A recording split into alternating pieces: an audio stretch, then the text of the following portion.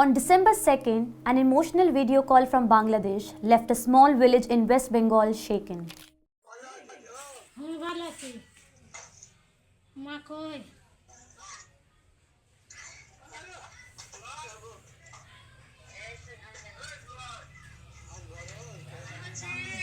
A 26-year-old Shonali Khatun from Paikat in Birbhum district, 9 months pregnant, exhausted and crying.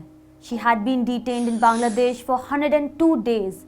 It was the first time she was seeing her family, especially her 6-year-old daughter. "I want to come back home quickly," she told her father, Bhodu Sheikh. Just a day later, the Union government informed the Supreme Court that it would bring back Shonali and her 8-year-old son Sabir on humanitarian grounds. But this also means splitting up the family, a move that has left Shonali and her relatives heartbroken.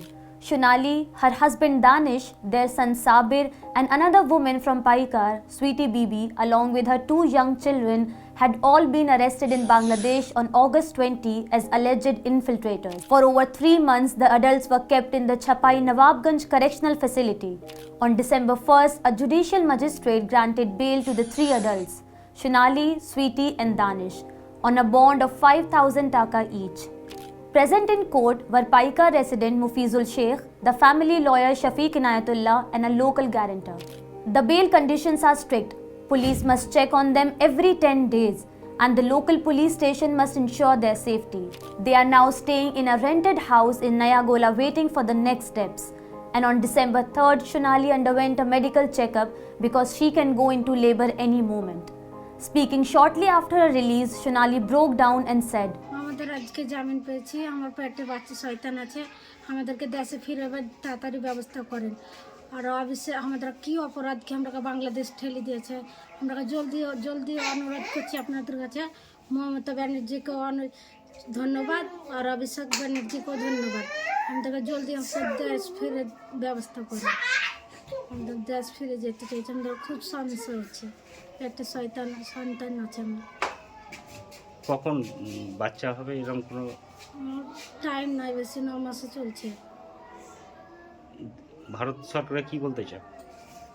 Bharat সরকারকে বলতে চাই কি আমাদেরকে জলদি অনুরোধ করছি, আমাদেরকে জলদি আমাদের ভারত যেতে চাই। আমরা অনুরোধ করছি, আপনাদের কাছে জোরহাত করছি, আমাদেরকে জলদি আমাদের দেশ ফেরত করছে পাঠান দেন। What added to their fear was that only hours after receiving bail, the Bangladesh police again summoned Shonali, Danish, Sweetie, and the children. Later, the police clarified they weren't re-arresting anyone. They only wanted them to come to the station to ensure their safety. They were released the next day. Mufizul Sheikh, who has been in Bangladesh for months representing Rajya Sabha MP Samirul Islam, says that Shonali's pregnancy makes this situation extremely urgent. She can go into labor at any moment, he said. She has the right to give birth in her own country surrounded by her family. We urge the government to intervene. Meanwhile, a long legal battle has reached the Supreme Court. Earlier, the Calcutta High Court had ordered the Union government to bring back Shonali and 5 other migrant workers from Bengal who were pushed back across the border. But just 2 days before the deadline, the Union government went to the Supreme Court to challenge this order. The West Bengal government then filed a contempt petition accusing the centre of disobeying the High Court. During the hearings, the Supreme Court strongly criticized the centre. Chief Justice Suryakant and Justice Joy Malia Bagchi said there is enough material proving that Shonali is an Indian citizen. 1952 land records belonging to her family, 2002 electoral rolls naming her parents as voters, and her Aadhaar and PAN. The court also pointed out that the police claim that she entered India illegally in 1998 is impossible because Shonali was not even born at the time.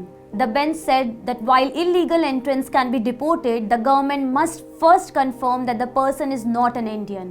If someone says they were born and raised in India, their version must be heard, the CJI said. On December 1st, the court stressed again that humanitarian considerations are essential, especially for a pregnant woman. The Supreme Court has verbally directed that Shonali and the others be repatriated immediately, and the next hearing will decide when she can finally return.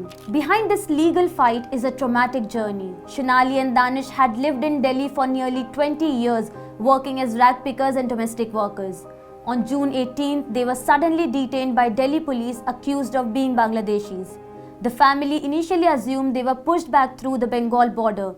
But when Mufizul met them in Bangladesh, he learned a disturbing truth. The group was taken to Assam and pushed across the border through Kurigram into river waters.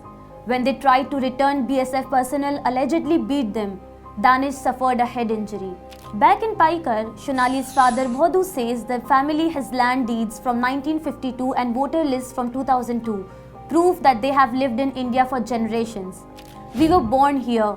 We will die here. Why should we live with the tag of being Bangladeshi, he says. Just because we speak Bengali, we have been humiliated. I want my daughter to give birth in her own country.